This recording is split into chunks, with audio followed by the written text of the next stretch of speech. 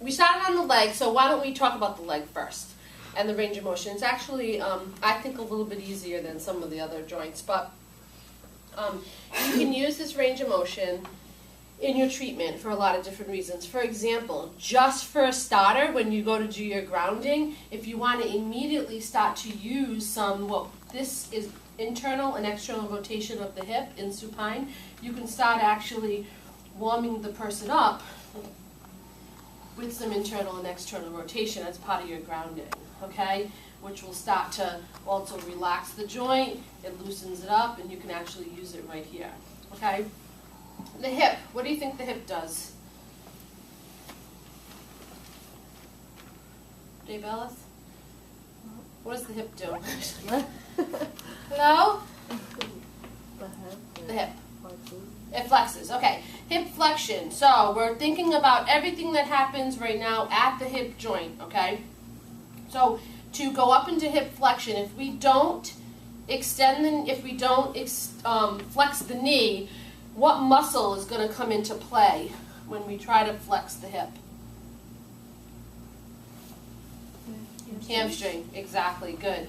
So what happens is it's really not going to give us a good picture of what the hip does till we eliminate the hamstring. So just immediately by coming under the knee and bending it up, and then you just slide your hand to the side, you immediately get the hamstring out of the picture. Now you can assess what that hip does, okay? But everyone should watch as I do this, what happens to this leg, all right? Now some of that, this leg moving will be because his pants are too tight and it's just coming with him, okay?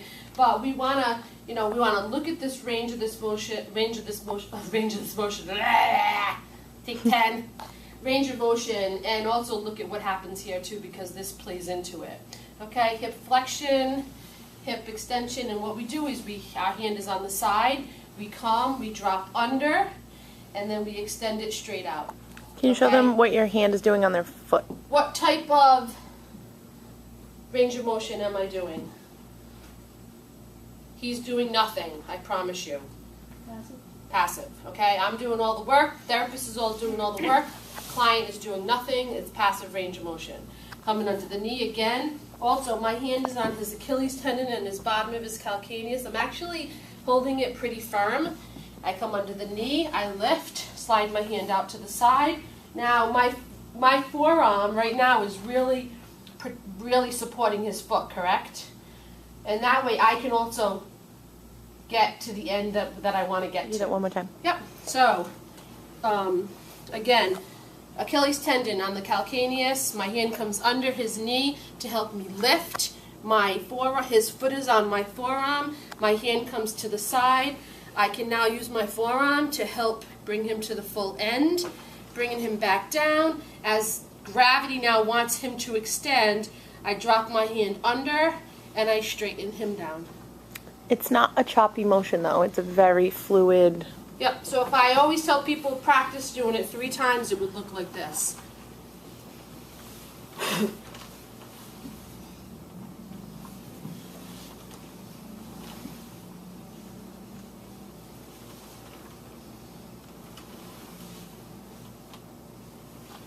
The angle and opening the angle.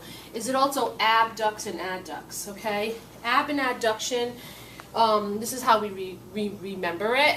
Ab meaning to take away, add meaning to add to. True ab and adduction, knee and toe should be facing straight up and you should stay within the frontal plane, okay? What does that mean?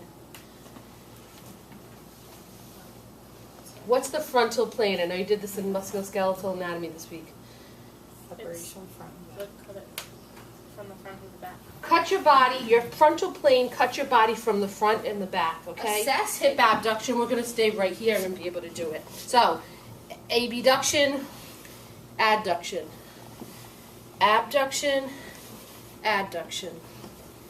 Abduction, adduction. Questions?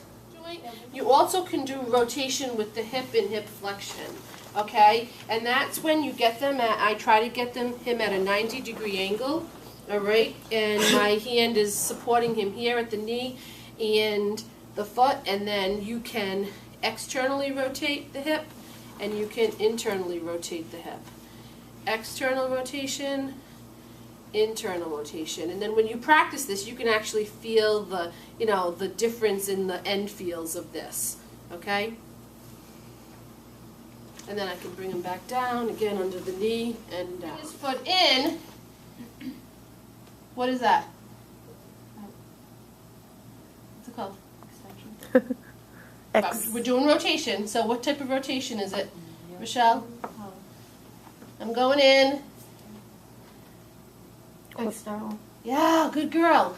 External, right. People want to say internal because the foot's going in. They want to say internal. 9 out of 10 times. Everybody gets that wrong. Good job.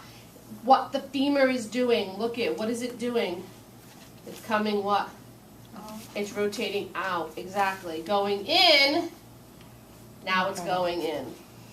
Okay? Questions? Slide the, and let's do active. This time just slide your heel up as high as, nope. Knee flexion without hip flexion. Okay. Just slide your heel up, heel slide. As far as you can and back down. Okay, so you can look at the range of the knee in supine that way, but I always do it in prone. Flip over. Flip, that's the medical term for it, right? Flip over. Flip it over.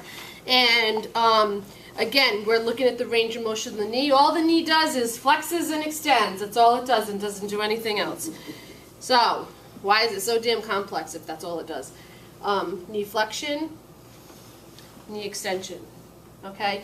If you put them in prone, it doesn't let the hip act on the rest of the motion, so it kind of immobilizes this motion. It's also really easy to measure. They can only go to there. How much knee flexion do you think he has? Look. 90 degrees, excellent.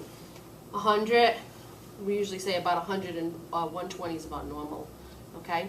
It's not abnormal for someone to be able to touch their heel to their bum, okay? But this is about normal, okay?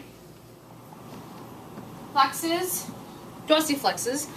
Dorsiflexes, which is brings the toe up. Plantar flexes, which brings the toe down. Dorsiflexion isn't, see how he's at 90 here? Really with dorsiflexion, it's an extra 10 or 15 degrees that we actually count towards dorsiflexion. So to really do range of motion correctly in the ankle, we actually want to get in a position where we can get past 90. So if everyone notices, I'm lunged. I have my hand again on the bottom of his heel, forearm on his arm. I'm going to hold his leg, and I'm going to lean straight in, okay? And that's going to bring him to the end of the range. Typically, they'll get a stretch there too. Dorsiflexion, planting it all the way down is plantar flexion, okay? The other thing that ankle does is it inverts and it everts. I just turned the camera with you. I was like, invert? Evert. I still want my red ones. Invert. Well, at first when I got the box, I'm like, oh my god, he bought me red dance goes. Like, that's the first thing I thought. Yeah. No, they were black. Inversion. He goes, you'll wear the black every day. It's all in your video. I think he doesn't watch it. Questions?